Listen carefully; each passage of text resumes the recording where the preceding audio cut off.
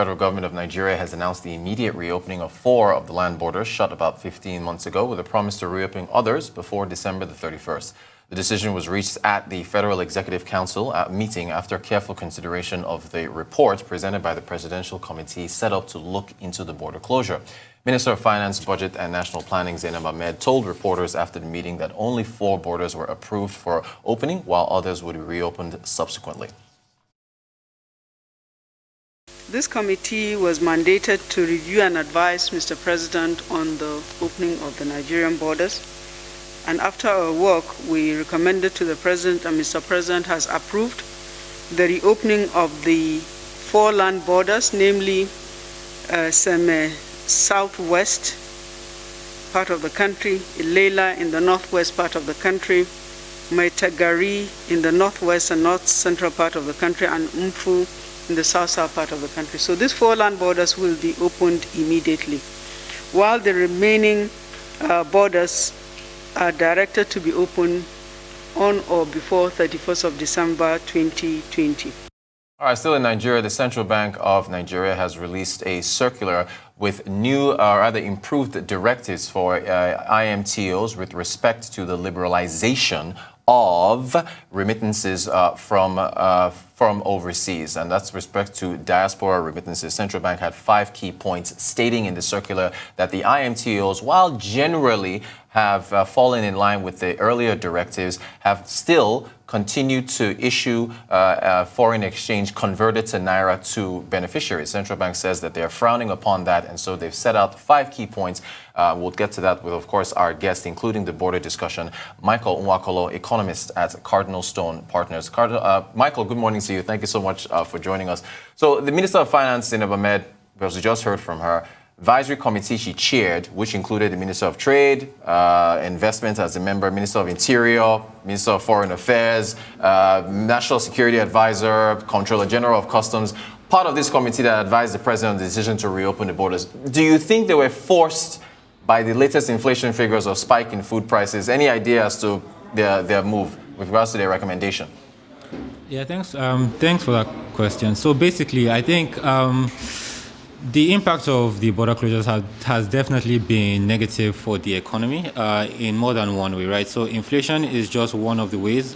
The most recently released figures we saw is spiked to 18.3% food inflation for food. But the other way that it has impacted negatively on the economy is through its impact on economic activity. So trade has long been one of the biggest contributors to Nigeria's GDP. It's historically been between 12 to 16% of economic composition. So the closing of land borders has really negatively impacted on reselling activities, and that has basically been one of the biggest drags since the COVID-19 impact in Q2 and Q3 this year. So just for some context on that, the trade sector contracted by about 16% in Q2 and 12% in Q3. So the contraction of trade has been one of the kind of biggest drags on the economy for quite a while now, and border closures, play some part in that happening. So I think basically considering the economic situation that Nigeria is at right now, and its objective in trying to drive a recovery in 2021, I think it was imperative that it did something to basically correct that situation. All right, thanks for that, Michael. So, seeing as this is a partial reopening, we'll get the rest of it before the end of the year. Do you think we'll see an impact on inflation with respect to deceleration of any kind? So definitely, I think the reopening of land borders should be positive for food supply. Supply of rice, oil palm, and some other kind of staples have reduced, partly due to the closure of land borders. So, with the reopening of these borders, I expect to see improved supply of food items, and that should have a positive impact on inflation. Obviously, inflation has been impacted by more than just, the kind of or the reduction of imported food. Issues like FX accessibility, things including the insecurity in food-producing regions in the north, as well as just rising transportation costs and energy costs have all been kind of factors driving inflation. And food inflation right now is at a scary level, right? Apart from the headline figure of 18.3%, on a month-on-month basis, it's currently growing by about 2%. And if we extrapolate that over the period of a year, we could easily be at 24-25% food inflation by next year if this trend continues. So it's a worrying trend, and definitely I think this move should be very positive in terms of reducing the impact of inflation that we're seeing through higher food supply. Okay, great. In fact, I'm glad you mentioned those other touch points that have been putting pressure on it. So if we take all that into consideration, insecurity, even the harvest, the yields on harvest have been kind of low, I suspect. Flooding this year. Yeah. So you still think all that taken into effect, we should see some easing on pressure on food prices with this move? So I think all things being considered, those things have been constant for quite a while now, right?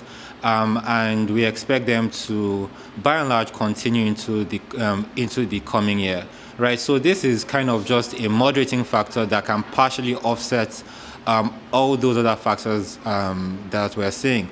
And I think you mentioned flooding there. That has been pretty disastrous this year. I think for rice especially.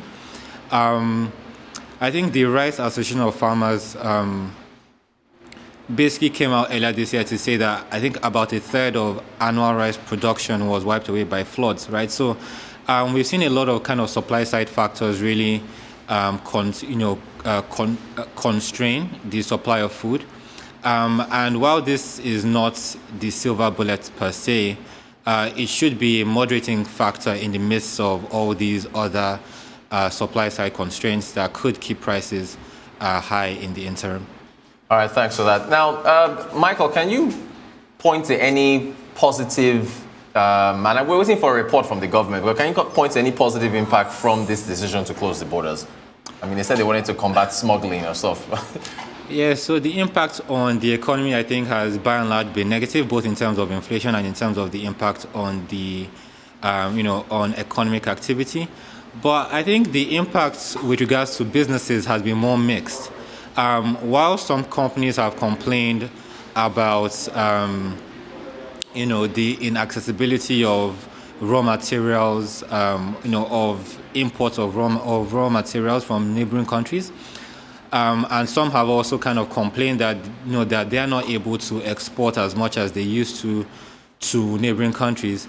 Some other producers, some sugar producers, the palm oil producers, pasta and flour producers, they all kind of report improved demand as a result of the border closure. So smuggled goods, especially those goods that have a high tariff rate imposed on them. They've basically seen, we've basically seen smuggling happen over a number of years now, and that has been kind of taking market share from these producers. So with the land border closures, I think a lot of them have been able to regain market share from smuggled goods. They've been able to kind of dictate their prices better, and they've also reported higher kind of production. So I think the impact has been mixed. Some producers have benefited off the border closures, both in terms of volumes and in terms of their ability to charge higher prices. But on the other hand, some people have found it more difficult to export, and some people have complained about getting unfettered access to their raw materials. All right, Michael Uakolo, economist at Cardinal Stone Partners Limited. Thank you so much for joining us to talk about the border reopening and what the impact would be.